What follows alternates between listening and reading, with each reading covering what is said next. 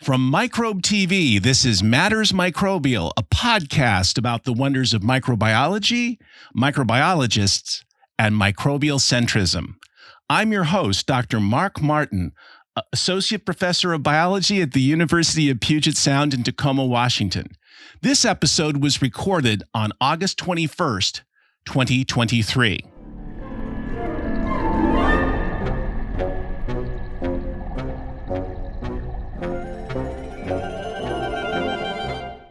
Hello, Micronauts, and welcome to our Quality Quorum. Today is the fourth episode of Matters Microbial, and it's an intercontinental one. Thanks for listening and or watching. First, something from my Wunderkammer as promised. Here is a tiny bit of a Martian meteorite. It's so wonderful to hold a piece of a planet that I can see in the sky. I'll put information on this meteorite in the show notes. Also, here are today's inspirational lapel pins. Microbial centrism is made by a custom pin maker, Hartiful, in the UK. The other is a beautiful pin depicting spore-forming bacteria by Liza van der Aert, who also designed the logo for this podcast. I'll put links to the show notes to both artists. Today is an exciting episode for me. I have to be honest that I have poor eyesight, so microscopes have always been something of a trial for me. Furthermore, I tended to want to look at bacteria that are quite small by light microscopy. Vibrio, an organism that I'm very interested in, is about 1/3 the size of E. coli, which is still pretty small. How do we see things like this? The microscope opened a whole new world to the observer, starting with the Dutch Draper and original microbiologist, one of the OGs, as I call him, Antonie van Leeuvenhoek. And here's a replica of the microscope that he basically invented and used. There's a wonderful video about how Leeuwenhoek had changed the way that folks looked at the world that I will also put in the show notes. But photographs and lenses have limitations. I am very, very honored to introduce my friend and colleague, Ariane Briegel, of the Institute of Biology at Leiden University in the Netherlands, to Matters Microbial. She'll discuss how her own work can allow us to see microbes at extremely fine detail, to observe structures and how they can actually impact how we see how microbes live and operate at their level, using a technique called cryo-electron tomography. She will also discuss her path in science. Welcome, Ariane. Hey, Mark. It's great to be here. Oh, it's wonderful to see you. How are you doing today? I am fantastic. Well, that's always looking forward to talking to you. Oh, you're so nice. I've actually had the honor to visit a couple of times with you, and it's been wonderful. But you have some remarkable things to talk about today. So the first thing is, can you tell a little bit about your particular area of expertise to our listeners and or watchers? Yeah, so I'm interested in looking at bacteria to understand how bacteria use their nanomachines to interact with their environment.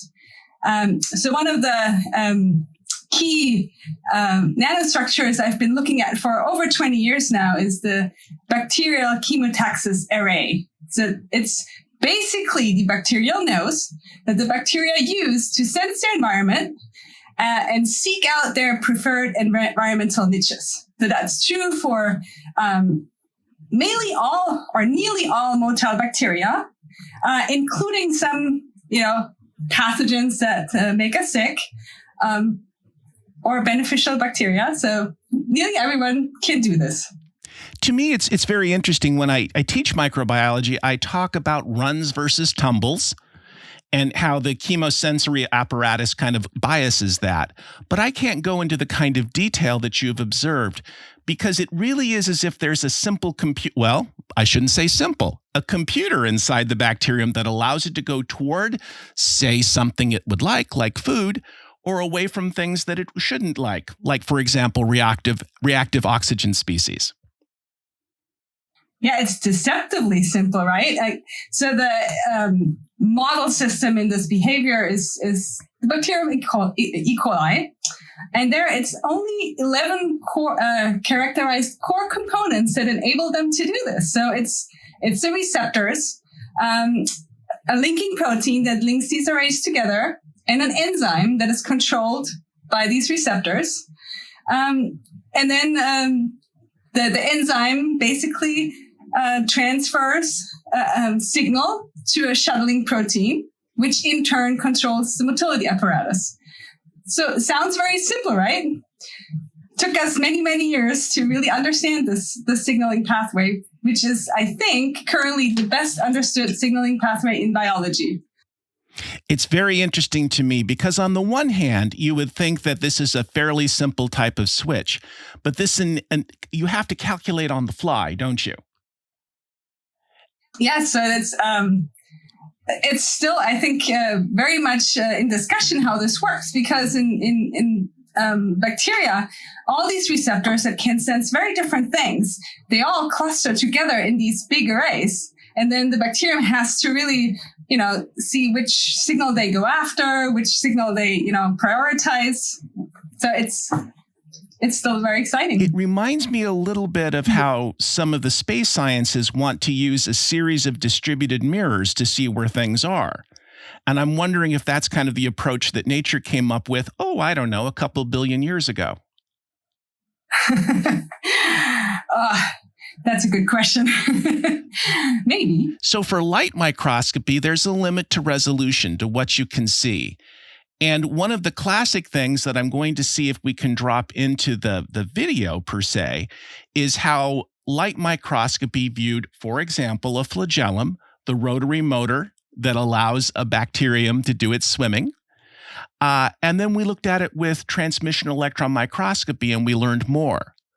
But cryo-em has demonstrated a term you used before, a nanomachine, that it all comes down to, I hate to say it, physics. It really does at some level.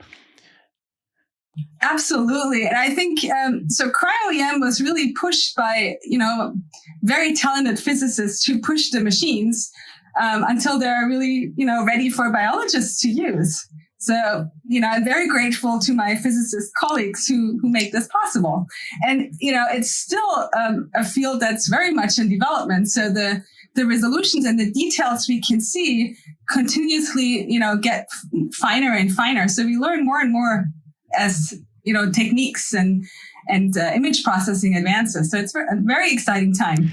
Can you tell the listeners and or viewers a little bit about how the machine that you use works?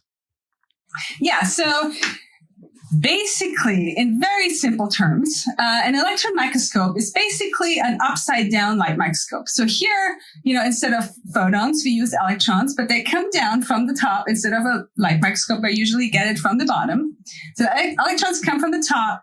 They go through a series of lenses, just like in the light microscope, but here it's electromagnetic lenses, not glass. And then they go through your object of interest. Let's say, of course, a microbe, which we like best. And then like a camera or a sensor that records images. So that's, in a nutshell, how an electron microscope works. So the important additions here is that instead of using like traditional electron microscopy techniques that people have used for many, many decades now, where you have to prepare your sample to withstand the vacuum in the microscope. So that means you can't have water-filled samples in there. So to overcome this, people have established these elaborate protocols to dehydrate the sample, to add some heavy metal staining to make the structures more visible. Then typically you would embed it in plastic and section it in fine sections and then image. It's been very powerful, and I think we've learned a whole lot by using this approach. But it's limited in the sense that it does affect the finer structures of the cells we're interested in. So we, elegantly can overcome this by skipping all these preparation steps. So we don't dehydrate, we don't stain. All we do is we embed our sample in a very thin layer of liquid. So for bacterial cell suspension, it's very easy. You just put a droplet of your cell culture on a support film, which is like the equivalent of a glass slide. So these are called EM grids. And then you use basically filter paper to wick away excess liquid. So you have a very thin layer of your sample culture on your support film, and then you flash freeze it. So you drop it in a liquid nitrogen cooled cryogen, which cools your sample so fast that there is no ice crystal formation. So basically you have a glass-like ice, which is transparent for the electron beam, and that's it. Then we put it in a microscope and we can start taking images. So the second part of the method we use is tomography. So if you stick a sample in an electron microscope and you shine your electron beam through, in the end, what you get is a 2D projection. And a 2D projection, it's very hard to actually understand the original three-dimensional structure of your object of interest. So to overcome this, we actually take a series of images in the microscope while we tilt the sample. So we get the sample from several different angles, and then we can use this series of 2D projections and back project it in the computer. And that's what we do. And then we can really visualize bacteria in 3 dimensions at macromolecular resolution and in a neonatal state. So then you can look at each individual bacterium and look at its nanomachines and its content. You can often see, like in your favorite bacterium, Bacterial Vibrio, you can often see the chromosome coiled up. You can see the ribosomes. You can see attachment structures.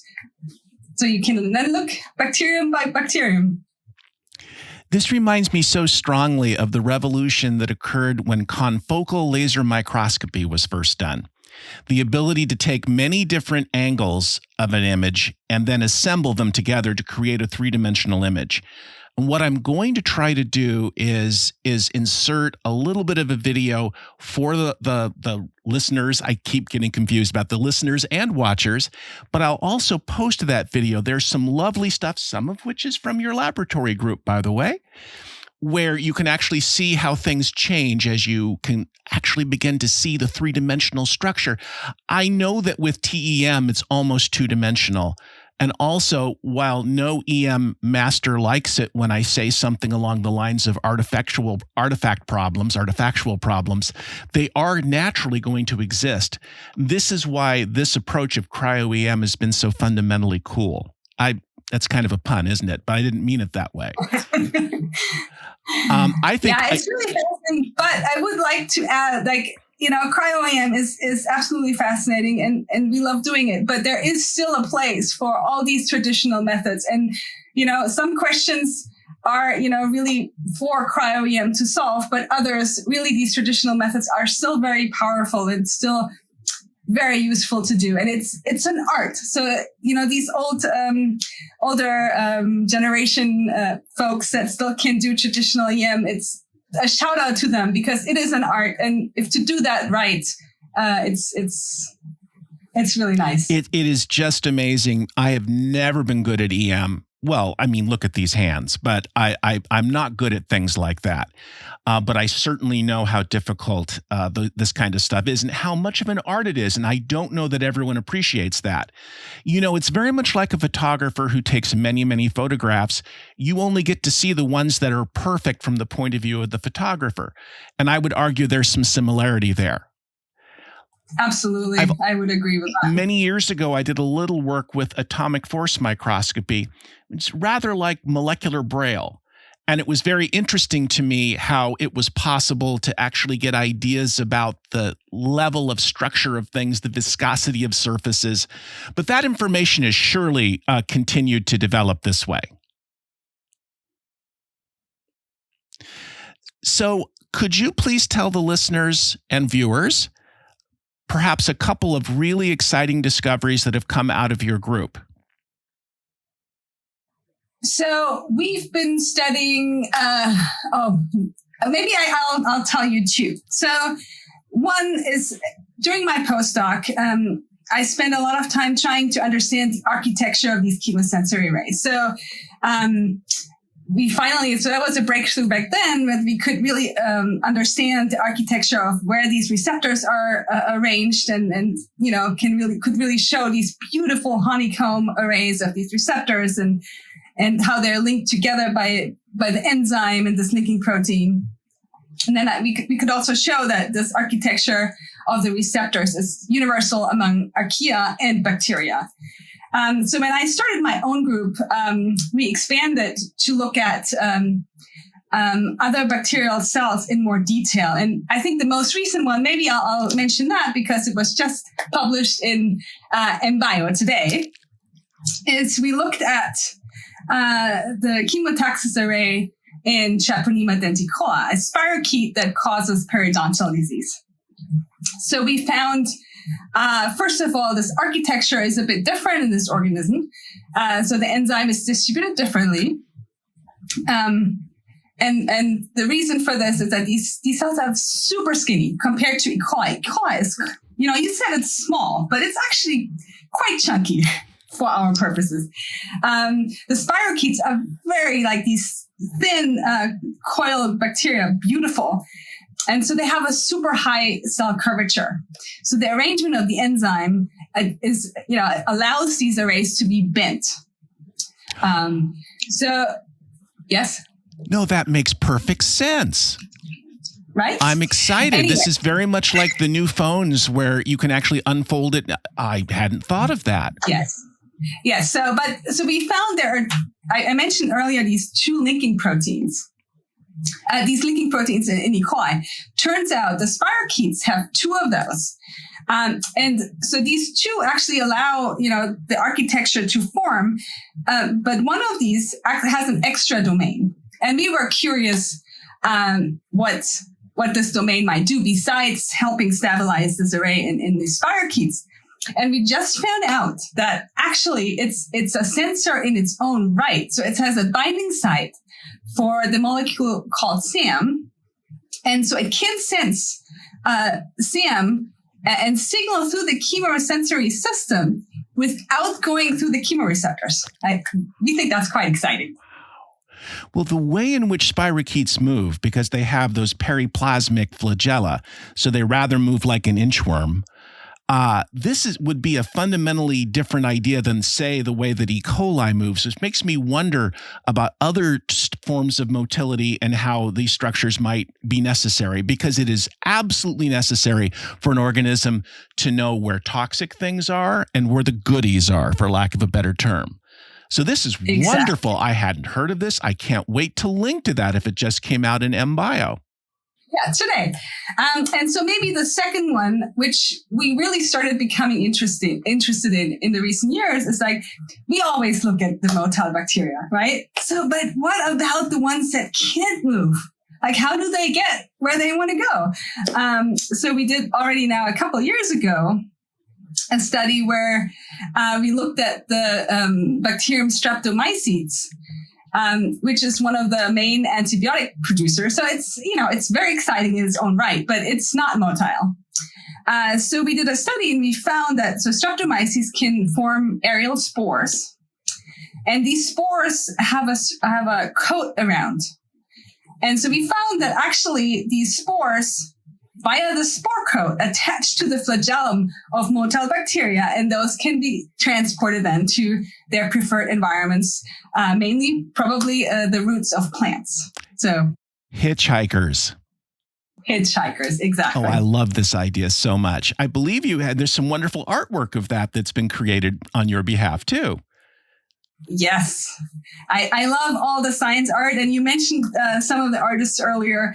A shout out to them. It's fantastic what they do. And it's so powerful to use their art to convey our science. It's just beautiful. Well, it's very similar to the Lux art that Jennifer and I did of you, right?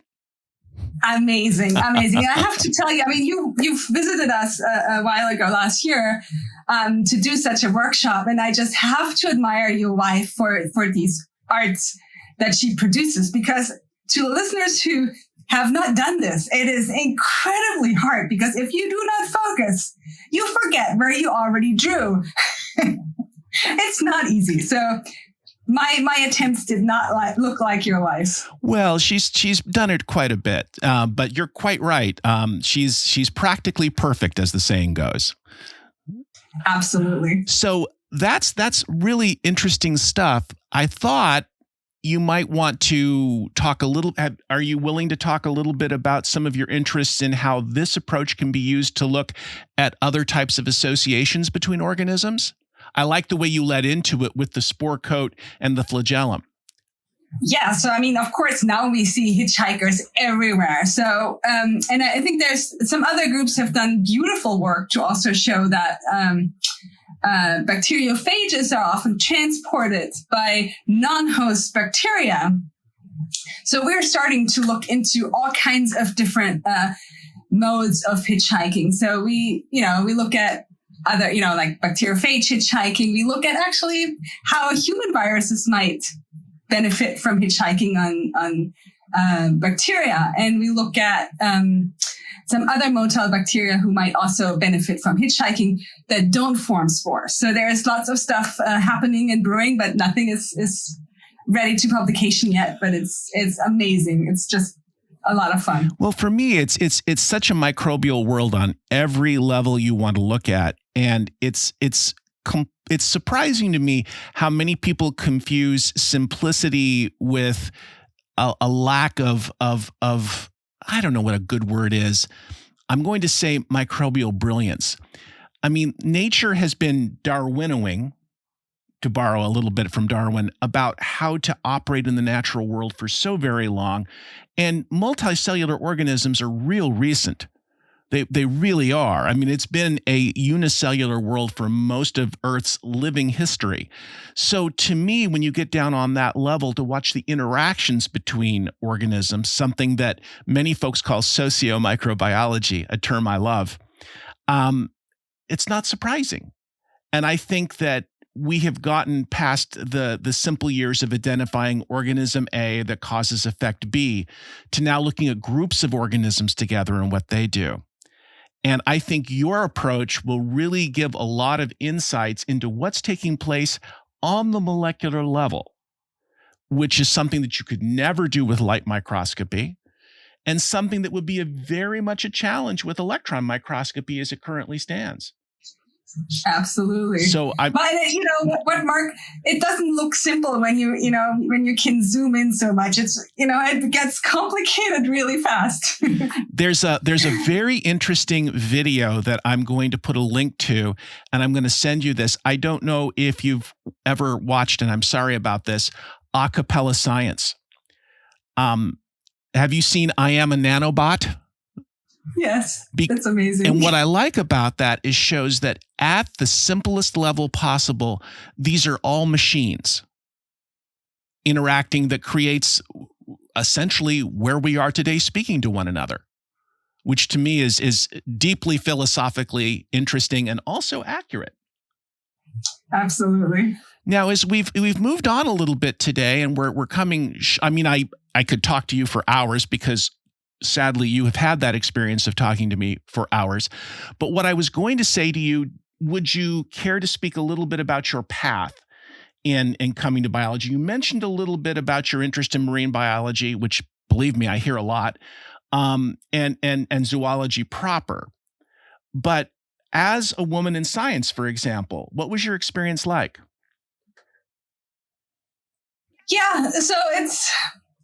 I always just followed what, my gut told me to do. So, I enjoyed my path through science quite a bit. And it was a more winding path than I thought it would, because I was like, yes, I want to study biology. And then, of course, I started working in Munich. And Munich, for those of you who know where that is on the map, it's like as far away from any ocean as you can get. And then I decided, marine biology is super cool. That sounds exciting. Let's look into that.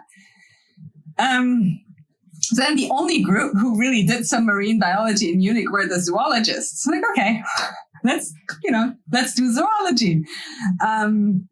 So I joined them, and then they had excursions to Croatia and to Egypt, and it was just a wonderful time. And so their main research theme that they did when they were not touring the oceans of the world. They looked at structures of crustacean and insect eyes. And they had a very small electron microscope and they looked at, these eyes with traditional methods. So I did a master internship there for a year. And I just became so fascinated with looking at micrographs that came out of that tiny machine. So it was like, I wanted to continue doing microscopy. So, but at that time, I just looked at eyes of little animals. So when I was finished, I was like, okay, I want to do a PhD, but maybe not stick with the crustacean eyes. So then there was a job advert from Professor Baumeister at the Max Planck Institute, who is a pioneer in the cryo-em field. And so they just had set up cryo-electron tomography, and then they wanted to explore, like, what can you actually do in biology with it? So I was one of the first students who started, on this project to try to see what can we do with microbes. And that's what I did. And it's just, I got hooked there and I never wanted to stop. Well, you've had quite a journey. I'm actually going to probably go ahead and link your ASM microbe talk from 2019 because it gives a good series of images and of course you're a wonderful speaker, so it's good to listen to. I'm glad that they made that available. Oh, that was quite an experience, that presentation. I believe that was the first time I met you. Yes, it was. Yeah. And I tried to meet you and I tried to follow you. You left some, breadcrumbs on Twitter where you were distributing buttons. I tried to catch you and it took a while till I caught up with you. And you ended up with a tardigrade on your head. It's true. So, I would say as we start to wind down a little bit today, I have 3 questions I generally like to ask the people who visit us here. But there's, I think, just 2, I think, for you today. And the first is, what would you like just the average listener to know that cryo-em can tell us, just in a sentence? So maybe in one sentence, it's more than pretty pictures. Because yes, I know it's amazing and that's what drew me in the first place as well, but we can answer real biology by looking at it. We can understand how these machines work. So it's more than just pretty pictures. And again, I have to keep coming up with, when you look at a flagellar motor, it is a motor. I mean, it is a rotary motor. It's amazing. And then the other thing that I love to ask, and I think you more or less answered it, is what was the first experience? I'm sure you've heard the story about one of the first uses of electron microscopy, and I don't remember the name of the German physicist/biologist who looked at bacteriophages for the first time under the electron microscope in the 40s. And he said, "Mein Gott, they have tails." Because they did, and no one had any idea what things looked like. This takes us back to Leeuwenhoek's changing views of the world. What was the one experience for you that hooked you on microbiology? So it was like, I remember it very vividly because I was at the microscope. At the time I mentioned, I did my PhD with Baumeister trying to look at different microbes to see what we can see. So I put in Thermotoga maritima cells to image them. And I took this tomogram and I see these beautiful arrays at the cell pole. And it's like this honeycomb and I saw the chemoreceptors for the first time and I had no idea what it was and no one knew what it was. So I decided I want to find out what this is. So, over 20 years later, I'm still looking at the same thing. Still don't know all the secrets yet. So amazing to think of something that so many people think of as simple that has such complexity when you get down to that level. But it makes sense that it does because of form and function. It has to have that level of complexity to carry out its life history. Well, exactly. Ariane Briegel, it has been wonderful to see you today. You see how I always try to mispronounce your name? I work very hard on that. And now I'm nervous, so I did it again. You're very kind. Anyway, what I was going to say is thank you for joining us today. And I look forward to chatting with you again in the future. I really thought that this was a wonderful session, and we all appreciate your time. Thank you so much for having me. Always great talking to you. This has been Matters Microbial, a weekly podcast about the wonders of our microbial world and the people who study it. You can send questions, suggestions, and comments to me at mattersmicrobial@gmail.com. Show notes from today's episode with some wonderful links can be found at microbe.tv/mm. If you like our work, please consider supporting us at microbe.tv/contribute. I'm Doc Martin, and you can find me in the biology department of the University of Puget Sound in Tacoma, Washington. Ariane Briegel can be found at the Institute of Biology at Leiden University in the lovely Netherlands. Many thanks to Julia Russo for superb editing and Reber Clark for the fun and wonderful music. I hope you've enjoyed being part of our quality quorum today. See you next week on Matters Microbial.